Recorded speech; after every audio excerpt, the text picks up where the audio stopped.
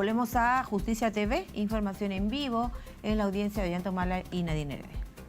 Nosotros sopesando el tema de estas consideraciones de los fácticos, de lo que se ha aprobado y de esta suerte de continuidad, aun cuando hay un corte entre un hecho y otro, y ahí la sustentación del concurso real, en el ponderar el tema de las consecuencias penales en cuanto a las sanciones condenatorias, ¿no? Y en el tema para terminar y leer el fallo, el tema de la pretensión civil, consideramos, sí, el colegiado en una decisión de imponer un pago de reparación civil a las personas condenadas en el monto de 10 millones de soles.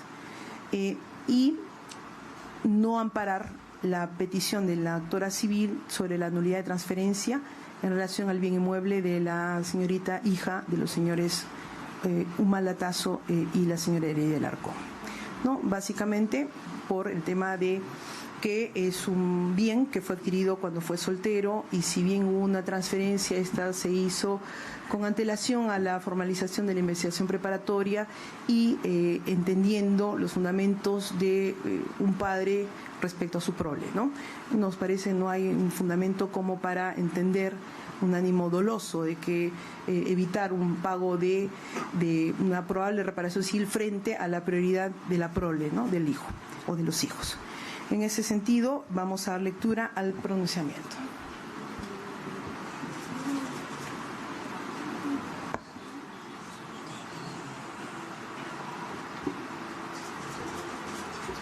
Gracias. Sí, nos estábamos olvidando respecto a las personas jurídicas. Gracias, doctora Caballero.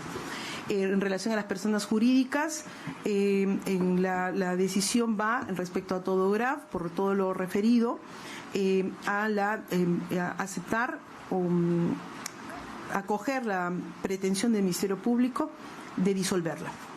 Disolución. Y en relación al Partido Nacionalista Peruano, ha habido todo un tema de debate bastante interesante respecto a la consecuencia jurídica, y considera la Judicatura la imposición de una multa de 100 UITs al Partido Nacionalista Peruano por haber sido instrumentalizado, y por qué no el tema de el mayor impacto de sanción, porque es un partido político, en primer lugar, que ha nacido, ¿no?, en un contexto político. O sea, no es que hayamos comprobado que nació precisamente por un fin totalmente ilícito.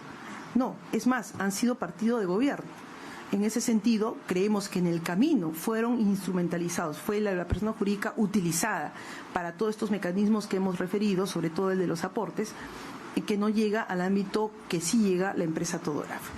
El pronunciamiento, que será nuevamente señalado ya con la lectura integral de la sentencia a través de audiencia virtual, que acontecerá el día 29 de abril, martes 29 de abril, en horas de la mañana. Estamos más o menos señalando 10 de la mañana, en sesión virtual, es el siguiente.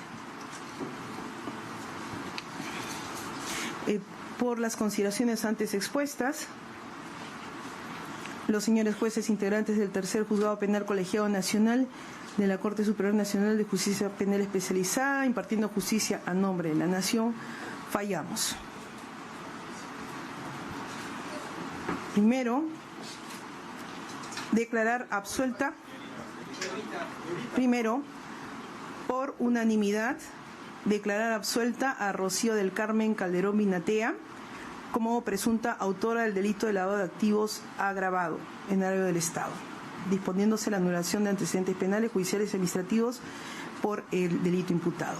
Segundo, declarar absueltos de la acusación fiscal en su contra a Santiago Gastañadú y Ramírez y Maribel Amelita Vela Arévalo en la imputación contra los mismos como presuntos cómplices primarios del delito de lavado de activos agravado en agravio del Estado. Tercero, por mayoría de los señores jueces Caballero García y Coronado Salazar, declarar a Ollanta Moisés Humala Tazo, Nadine Heredia Alarcón e Ilan Paul Heredia Alarcón coautores del delito de lavado de activos agravado, tipificado en el artículo 1 y 3, literal B, de la Ley 27.765 en agravio del Estado peruano. Cuarto, declarar a Antonia Alarcón Cubas, Rocío del Carmen Calderón Minatea y Eladio Mego Guevara cómplices primarios del delito de lavado de activos agravado tipificado en el artículo 1 y 3, literal B de la ley 27.765 en agravio del Estado peruano. Esto en relación al apartado 1. En relación al apartado 2, quinto, declarar absueltos a Antonia Alarcón Cubas y Carlos Gabriel Arenas Gómez Sánchez de la imputación formulada en su contra como presunta autora y cómplice primaria, cómplice primario respectivamente del delito de lavado de activos agravado en agravio del Estado. Sexto, declarar a Ollanta Moisés Humalatazo, Nadine Heredia Alarcón, Ilan Paul Heredia Alarcón y Mario Julio Torres Aliaga, coautores del delito de lavado de activos agravado en agravio del Estado peruano. Delito tipificado en el artículo 1 y 3, literal B de la ley 27.765. En relación a los hechos comprendidos en el apartado 3, séptimo, declarar absueltos a Nadine Heredia Alarcón y Rocío del Carmen Calderón Minatea en la imputación en su contra como coautoras del delito de lavado de activos agravado en agravio del Estado, correspondiendo a la anulación de antecedentes respecto a este delito. Octavo, en relación a las penas, vamos a decir el global, por favor. Por mayoría de las señoras jueces Caballero García y Coronado Salazar, imponer las siguientes penas. Al señor Ollanta Moisés Humalatazo, la pena de 15 años de pena privativa de libertad efectiva, la misma que debe ser ejecutada de manera provisional de conformidad al artículo 402.2 del Código Procesal Penal.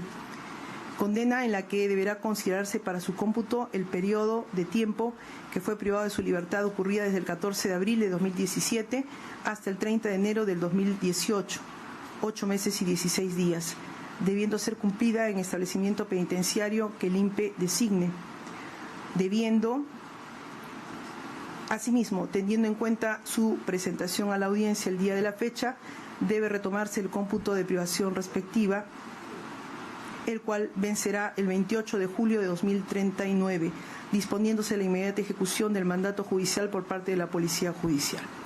Asimismo, a la pena de 730 días multa, que a razón de la suma de 130 soles por día multa equivale al monto de 94.900 soles que deberá abonar a favor del Tesoro Público en el plazo legal establecido del artículo 44. A Nadine Heredia Alarcón, ya casi por unanimidad, la pena conjunta de 15 años de pena privativa de libertad, la misma que debe ser ejecutada de manera provisional de conformidad al artículo 402.2 del Código Procesal Penal, condena en la que deberá considerarse para su cómputo el periodo de tiempo que fue privada de su libertad, ocurrida desde el 14 de abril de 2017 hasta el 30 de enero del 2018, 8 meses y 16 días, debiendo ser cumplida en establecimiento penitenciario que el INPE designe, disponiéndose la emisión de órdenes de captura en su contra a fin que sea ubicada y puesta a disposición del juzgado para el cumplimiento de la condena impuesta. Y la pena de 730 días multa, que a razón de la suma de 7 soles con 74 céntimos por día multa equivale al monto de 5.418 soles, que deberá abonar a favor del Tesoro Público en el plazo legal establecido en el artículo 44 del Código Penal. A Ilan Paul Heredia Alarcón, la pena de... Un segundo, por favor. 12 años de pena privativa de libertad, la misma que debe ser ejecutada de manera provisional de conformidad al artículo 402.2 del Código Procesal Penal, debiendo ser cumplida en el establecimiento penitenciario que el INPE designe y habiéndose presentado a la audiencia judicial, la sanción penal referida debe ejecutarse desde el día de la fecha, 15 de abril de 2025. No venía. Ya. En este caso, entonces, corregimos, disponiéndose la emisión de las órdenes de captura en su contra a fin que sea ubicado y puesto a disposición del juzgado para el cumplimiento de la condena. Y 730 días multa, que a razón de la suma de 7 soles con 75 céntimos por día multa, equivale a 5.657 soles con 50 céntimos que deberá abonar a favor del Tesoro Público. A Antonia Alarcón Cubas, Rocío del Carmen Calderón Minatea y Eladio Mego Guevara, y es nuestra consideración, 5 años de pena privativa de libertad, para cada uno, suspendida en su ejecución por el plazo de 4 años, sujeto a las reglas de conducta como son la prohibición de ausentarse del lugar de su residencia sin previa autorización judicial, comparecer cada 60 días al local del juzgado encargado de la ejecución de la sentencia a fin de informar y justificar actividades verificándose mediante el control biométrico y reparar el daño ocasionado a la parte agraviada a través del pago de la reparación civil establecida en la sentencia. Lo anterior con el apercibimiento en caso de incumplimiento de las reglas de conducta se proceda conforme al artículo 59 del Código Penal y 365 días multa para cada uno, que a razón de 7 soles con 75 soles por día multa, respectivamente equivale al monto de 2.828 soles con 75 céntimos que deberá abonarse a favor del Tesoro Público. Y a Mario Julio Torres Aliaga,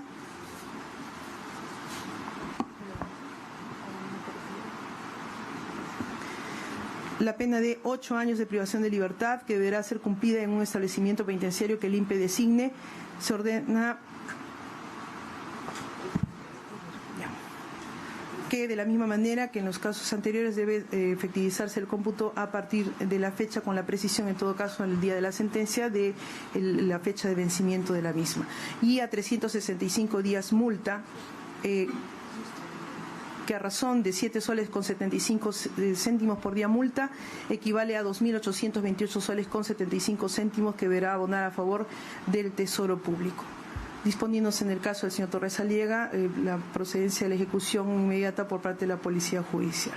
10. Se declara a la persona jurídica Todograf, Sociedad Anónima Cerrada, vinculada al delito de lavado de activos agravado apartado 1, por lo que se le impone la consecuencia accesoria peticionada por el Ministerio Público de disolución, para cuya ejecución deberá oficiarse a la oficina registral competente a través de la Superintendencia Nacional de Registros Públicos. 11. Se declara a la persona jurídica Partido Nacionalista Peruano vinculada al delito de lavado de activos agravado, apartado 2, por lo que se le impone la consecuencia accesoria de 100 unidades de impositivas tributarias que deberán ser abonadas a favor del Tesoro Público. 12.